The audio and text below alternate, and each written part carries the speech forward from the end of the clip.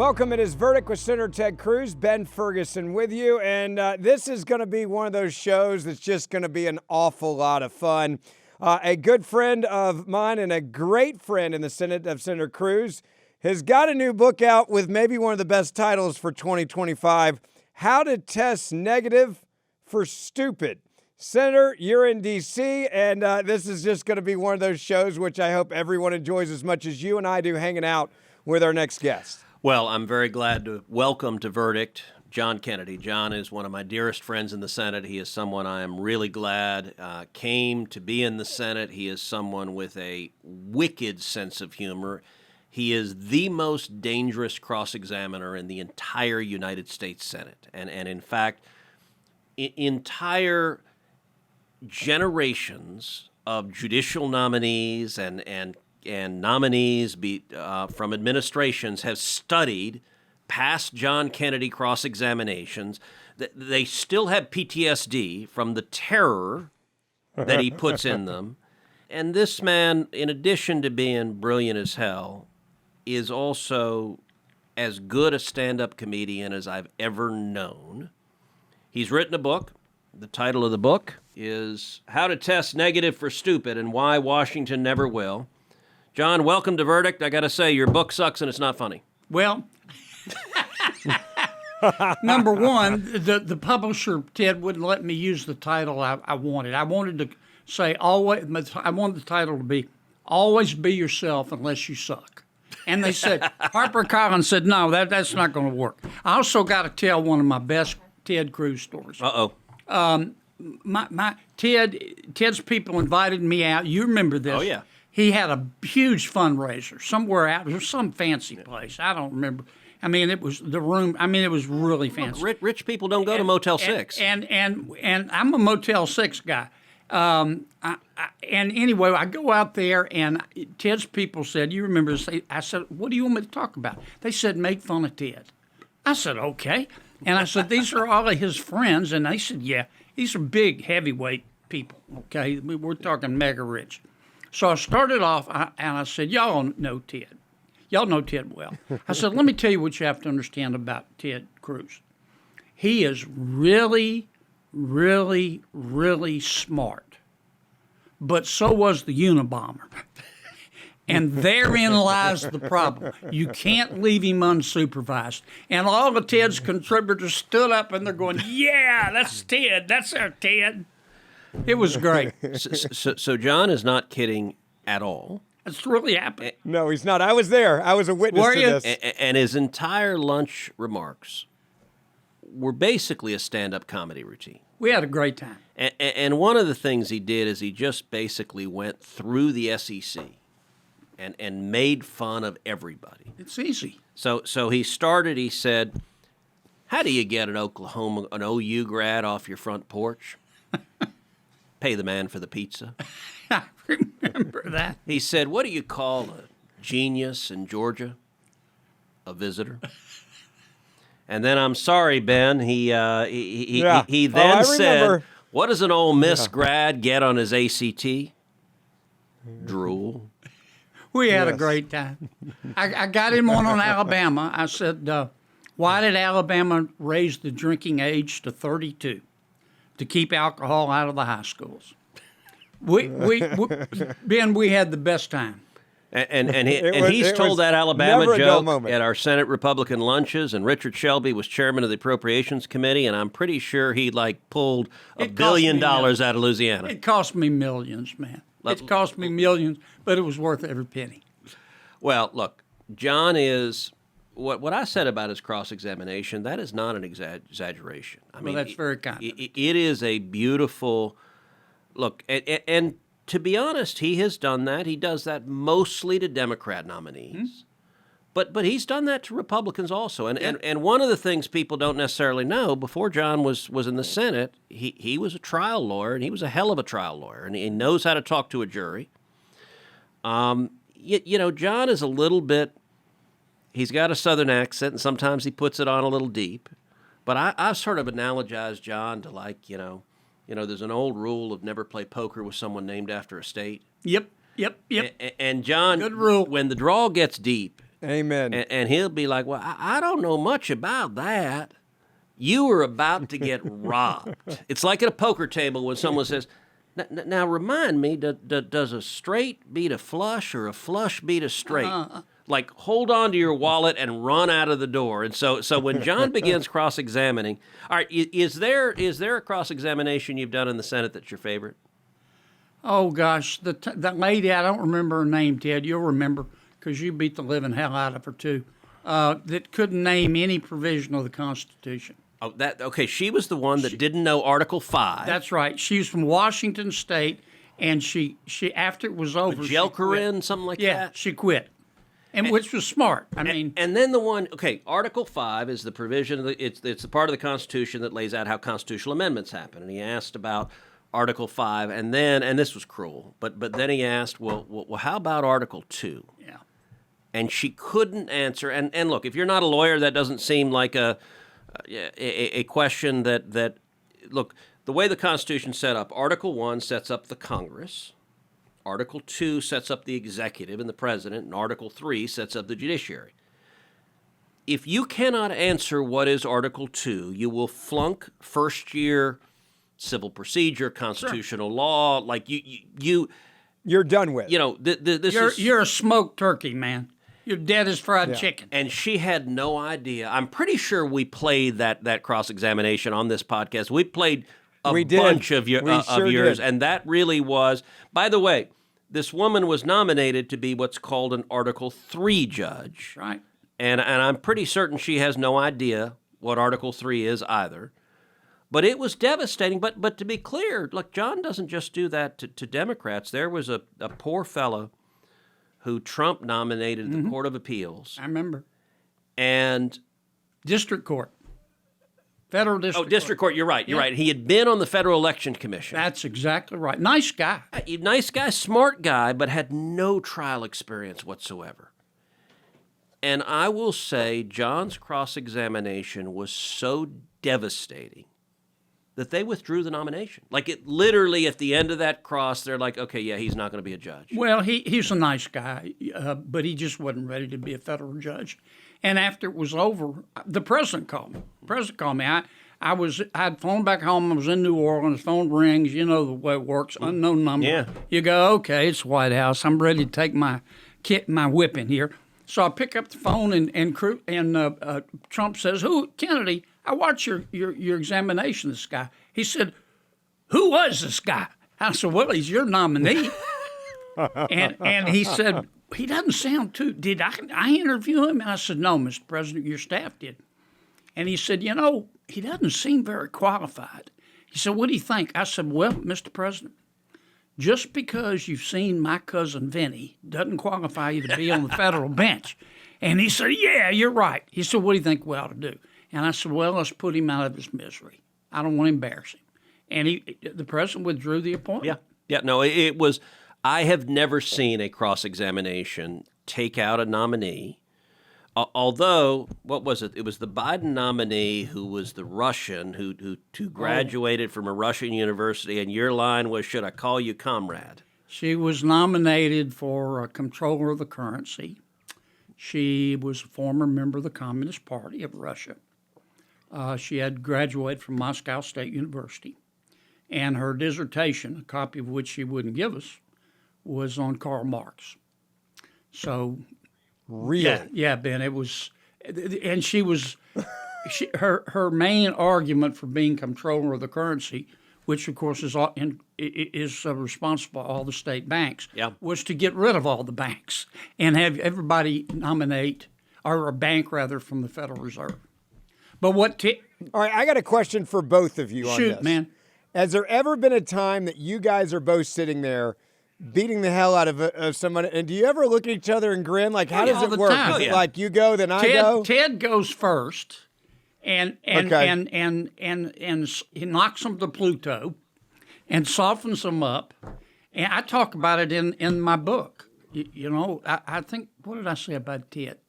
I said, I didn't call him articulate, though he is. I said Ted could talk a dog off a meat wagon, and he could talk the hide off a cow, and he knocks these witnesses to Pluto, and then Josh Hawley, I think, is ahead of me, goes next, and then I bat cleanup.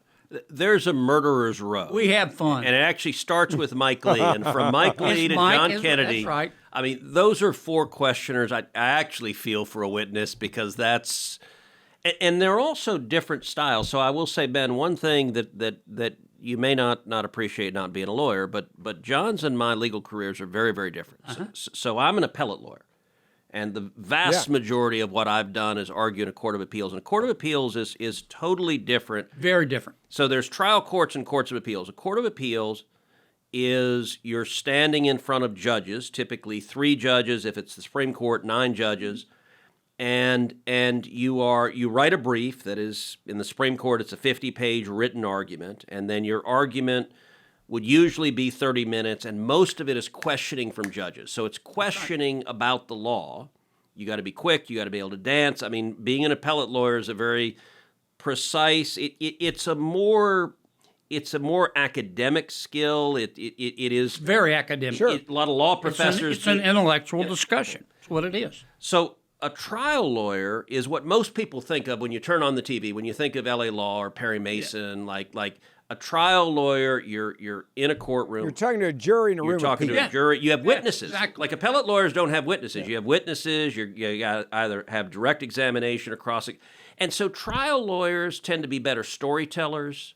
They tend to be more relatable. They're talking to Aunt Bertha in the jury pool instead of Anton and Scalia. I mean, those are different. You have different arguments to Aunt Bertha. Totally scenario.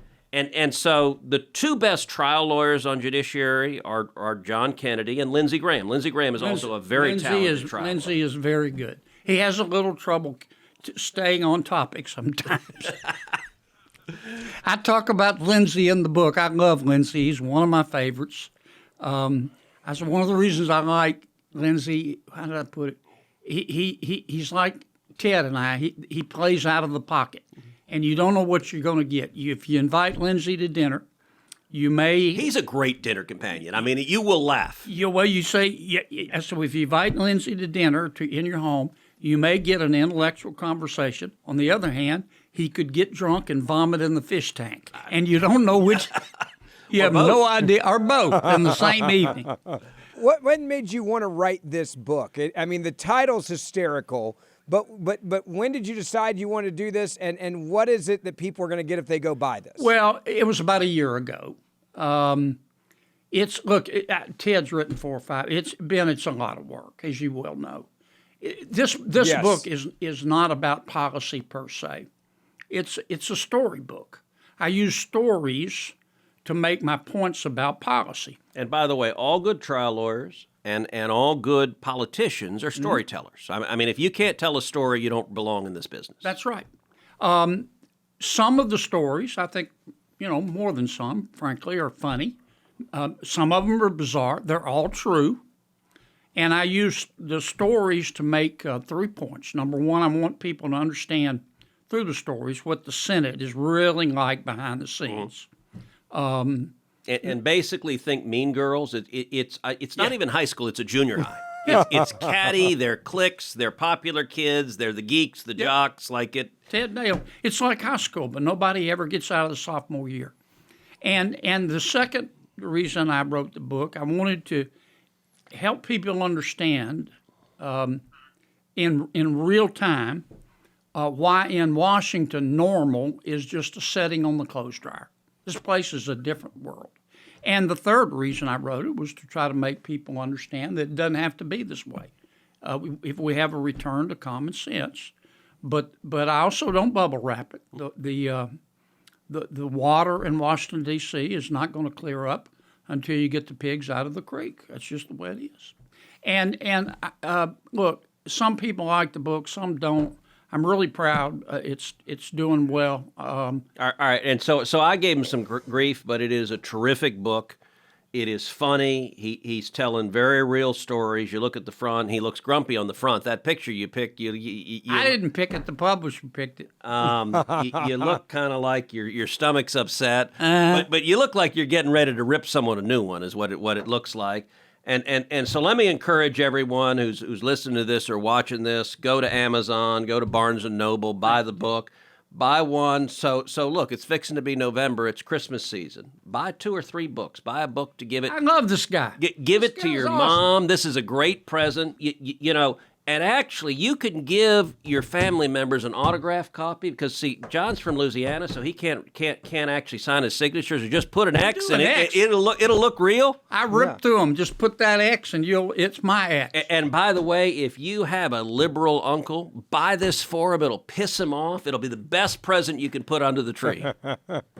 Well, I hope the book, I spent a lot of time on it. I hope it'll make people think. It may make you laugh. It's the truth. It may make you day drink because I don't sugarcoat it. And I talk about a lot of different senators. I don't try to be mean. But I talk about Thune. I talk about President Trump. I talk about President Biden. I talk about Senator Grassley. I talk about Chuck Schumer. I think Chuck got a little mad at me because I described him as, imagine a 5-year-old in a Batman costume. I said, that's on a sugar high. That's how Chuck is when he gets excited. And I talked some about Mitch. I explained that Ted and I think we were together. We saw Mitch smile once back in 2017. But Once. Just one once. time. Broke news. I talk about the time I really almost got in trouble on this.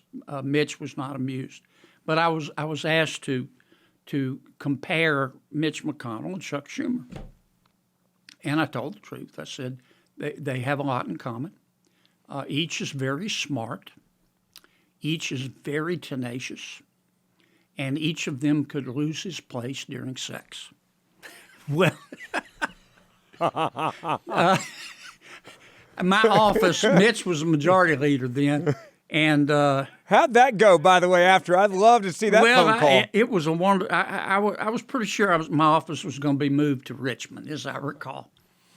But anyway, I had fun writing it, but it was... And to be clear, that's not the only joke John Kennedy is told about his colleagues having sex. So at my donor retreat, Ben, you will remember this. John stood up in front of everyone and he said, you know, Ted told me about his first sexual experience. Oh, I remember this one. And everyone starts looking and going, wait, where is this going? And he said, he was young, it was dark, he was scared, he was alone. You have to think about that. And the folks in the audience, it took them about 5 seconds. They said, okay, we get it. We get it. Yeah, we get it. We're all there and now. I have to admit, I turned to Heidi and I said, wait a second. I paid to fly John here. Like, out of my campaign money, I paid his airline travel. We had a good time. We had a good time. This is what happens when you bring a small-town Louisiana boy back to the big leagues, you know, with all the highfalutin donors out there. We had a good time. I got to ask you, in your book, one of the cool things is you talk about being a small-town guy. Is it Jeffrey? Is that right, Louisiana? No, Zachary. Okay, gotcha. All right, so I actually think there's something interesting that's happening in the country right now, and I want to get your take on it. I think small-town America had been overlooked for so long, forgotten, referred to flyover country. I think there's a huge pendulum swinging right now in this country where rural America is mattering now a lot more than it has in my lifetime. Small-town America is being listened to now and has a voice that they haven't had in a long time. The mainstream media has lost a lot of their power to influence and to try to act like only big cities matter and the rest of the country doesn't. Are you seeing the same thing? And as you look back at your career, your life, where you came from, do you see that there's I think a big glimmer of hope right now that small town America is actually being listened to for once in Washington, D.C.? Well, small town America is America. When I grew up in Zachary, there's about 3,000 people. Now, what part of the state is Zachary? Zachary's sort of just north of Baton Rouge. Okay. The people of Zachary, when I grew up there, and it's still the case, Ted, you know these folks. They get up every day, they go to work, they obey the law, they pay their taxes, try to save a little money for retirement, try to do the right thing by their kids. They don't read Aristotle every day. They don't have time. They're earning a Now, living. is Zachary a pretty rural town? Is a lot of farm and ag, or what do people do for a living some there? farm, some ag, but it's about 30 miles north of Baton Rouge, so you could call it a suburb, but that sounds too affluent. But these are real folks, and they don't read Aristotle every day, but they get it. And I remember thinking during the Biden administration, have these people ever been any place but California, Washington, and New York? Yep.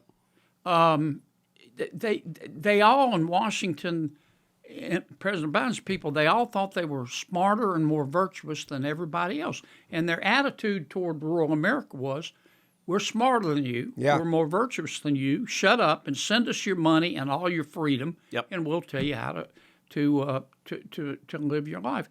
And I think that's the genesis of part of President Trump's support. I mean, absolutely. I mean, Trump picked up on that early on, and even though he's a billionaire, and even though he's a New York developer, he doesn't talk down to people. Yeah.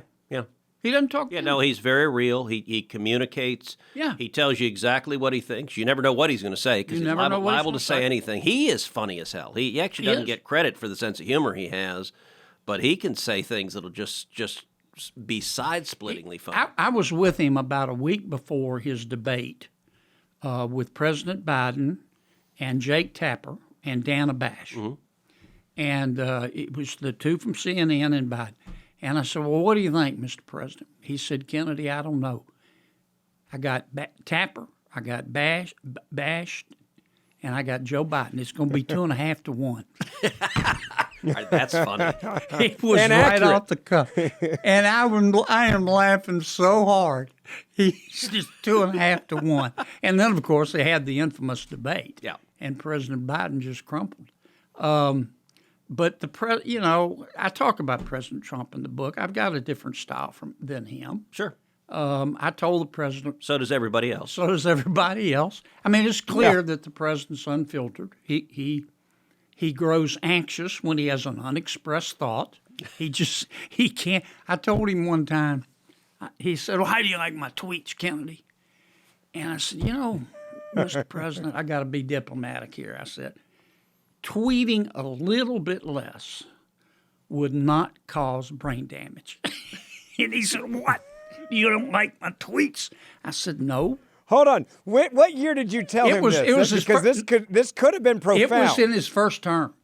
And okay, and I will say his second term, his tweets have gotten much more disciplined. Yes, there's a very different discipline in from the his first term. He let it rip. Yep. And we added thank you for your attention to this Yeah. matter. Like it's He's a very completely formal. different man in 4 years. But he didn't get it, and he didn't know whether to be offended or what. And he said, "What do you mean?" And I said, "Look, Mr. President, look at it this way. I like steak, but I don't like to eat 8 steaks at one time." And he said, "You don't like my tweets." I said, "No, I didn't say that." And of course, it made no difference. He just. All right, now let me ask. You're growing up, little town in Louisiana. Did you always know that you wanted to be a lawyer? No. Did No. your parents tell you. lawyers? Any lawyers in the family? My parents really emphasized education, Ted, just like yours. But when I wasn't studying, I cared about 2 things. I cared about basketball, and I cared about cheerleaders. Are you a ball player? And did you play hoops in high school? I played hoops. What position? Forward. All right, how's your jump shot, ball handling? Jump shot, man. Well, I still play twice a week. I know you do. I've seen you come in the cloakroom. He comes in the cloakroom to vote, and he's all worked up and sweaty, and he's beating up on somebody. But Cruz, Senator, I'm going to advise you right Cruz now, don't take the bait when he asks you to play, because I've already had a broken bone from taking It is that break. true. We broke Ben's from taking finger. that- yeah. Cruz is a total it's baller now. still a crooked. He's a total baller. What I got to ask you, Ben, so you broke your pinky. Where exactly did you have your pinky stuck? Here's what I know. When I broke my pinky, we were at one of them highfalutin houses, and I thought about calling Kennedy to say, will you represent me? Because I thought you could have gotten me a really good settlement. Yeah, it was a tech billionaire's house that you broke your pinky, and listen, you didn't even get tape on it. I would. Nothing. I powered through like a real athlete Ben, you should does. have called me. We'd have gotten you a beach house out of this. I could have been just Ted hanging would out have on handled the the beach right appeal. now. I'd take it to trial court. We might have gotten you 2 beach houses, man. But I know you got to run, Senator, soon, but I want to ask you one other sure, question. ask me anything you want. And it goes back to the book. When you write this book and you sit down to do it, who did you envision reading it? Is there some bigger purpose where you're like, I want to write this for the future generation? Was part of it just I want to just tell my story and how I got to where I am today? What was it? Here's what I did. I sat down with a handheld dictaphone at my kitchen table, and I started dictating. And I dictated. I don't know how many hours, hundreds of hours. And then I had it transcribed, and then I put it together, and then I had an editor come in who looked at it and rearranged it. And then I just started editing. And I was speaking to the same person that Ted and I both speak to when we do interviews, Yep. the average American. And I tried to speak plainly. I don't try to muddy the water to make it look deep. The American people don't have time for that. And I wanted them to understand that if you get mad, I can't help it. I have the right to remain silent, but God did not give me the ability. and some people are going to like it and some don't. But that's what the American people expect from their politicians today. And it's one of the reasons that Senator Schumer, who Ted and I both know, he's right now, he's got 30% approval rating. He's got a 60% disapproval rating. The other 10% won't pause their video game to answer the pollster's call. And Chuck is polling, he's polling right up there with clubbing baby seals. That's, I mean. But to be fair, he's still above chlamydia. He's still above. He's still above. It's Barely, marginal. neck and it's neck. close. But because Chuck's been here so long, Ted, you know this. He's been here so long, he sounds like Washington. So I will say it's interesting. You and I have a very similar process, it sounds like, for writing a book, because that's very much the books I've written. And some of it is, it may be being a lawyer and having written briefs, that process of recording and telling stories. In my books, I just try to tell stories because that's how people communicate. I've read a couple of your books. There's a difference between you and me, though. I've written one book. Ted's written about a squillion. Okay, but it's hard. I mean, I'm not. It is a painful process.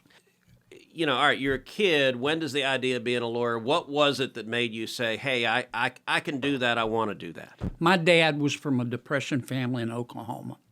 He got a degree, worked his way through college in petroleum engineering, came to Louisiana to work in the oil fields, married my mom. I have 3 brothers. From day one, they drilled into us, education, education, education. And it wasn't where you're going to go to college, or when you're going to go to college, it was where. Right. And that was drilled in from day one.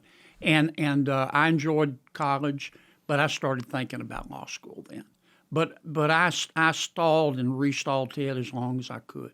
I mean, I spent 4 years in college, and then I went 3 years in law school, and then I clerked for a federal judge, and I tried to get a Supreme Court clerkship. I didn't. You did. Yep.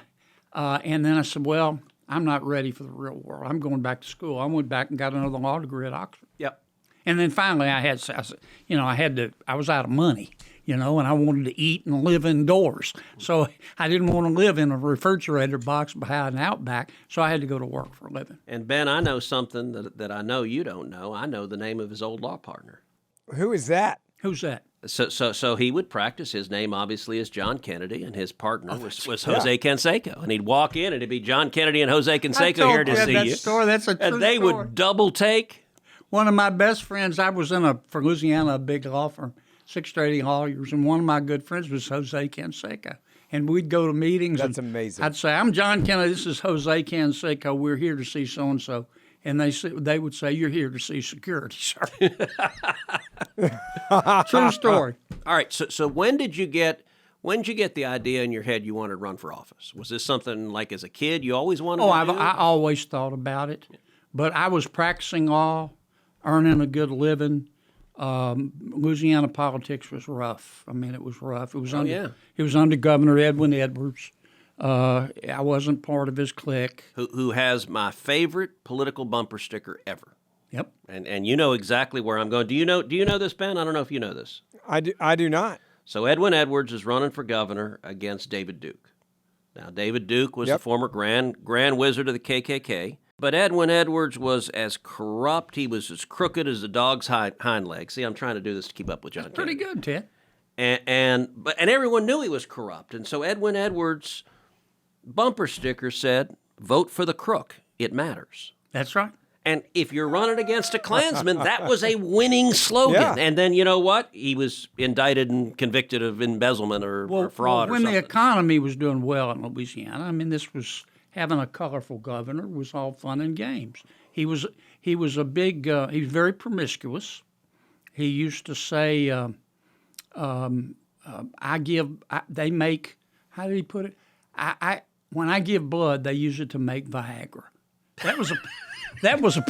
I always thought that was a pretty good one. And There's a bumper sticker Okay, for that's you. a line they would have used about Strom Thurmond, too. You and I didn't serve with Strom Thurmond, but by all accounts, that would have described him accurately. And he was running for governor, I think his third time, and he was way ahead in the polls. He was running against the incumbent, and the press asked him, they said, "Are you going to win this race?" And he said, "Well, let me put it this way. The only way I can lose this race in the last week is if I'm caught in bed with a live girl or a dead boy." And I thought that was pretty clever. But eventually his past caught up to him. And we elected a reform governor named Buddy Romer. I'd supported him. He asked me to leave my practice, come to Baton Rouge, and I liked it. Mm-hmm. I was his legal counsel. And I stayed, and then I ran for office and got elected. And I ran for the Senate 3 times. Took me 3 times to get here. And I thought they left me for dead. For a few times politically. I switched parties because the Democrat, I just couldn't be a Democrat anymore, and they all got mad at me, and they tried to hurt me, but the mistake they made, they let me live. They never should have let me live. Love it. So I won it on the 3rd time, and here we are. We're having fun. All right, biggest surprises when you get to the Senate. Biggest surprise upside and biggest surprise downside. Biggest surprise upside. You probably saw this. I came in wanting to gallop. You can't gallop in the Senate. You have to inch along. And at first that frustrated me. It still does. But it's not altogether bad because after a while you realize the senator's job is not just to advance good ideas. It's to kill bad ideas. And sometimes killing the bad ideas is more important than advancing the good ideas. That has been my biggest transformation in the Senate. But it's frustrating. Senator McConnell is your friend and mine, but Mitch was the majority leader, and I wasn't used to taking orders from another politician. And Mitch and I butted heads a few times. He butted heads with you. Oh, yeah. Mitch liked to run it from the top down, and I remember you and I talked when we passed President Trump's Tax Cuts and Jobs Act. We passed it through reconciliation. And Ted was an advocate of doing a second bill. Yep. And it just took a majority vote, no Democrats. And I backed him. And Mitch wouldn't do it. And we left so much good policy on the table. It remains the most politically indefensible decision I've ever seen. And I hope we don't do it under Trump's second term. And actually, John brought that up at lunch today. Yeah.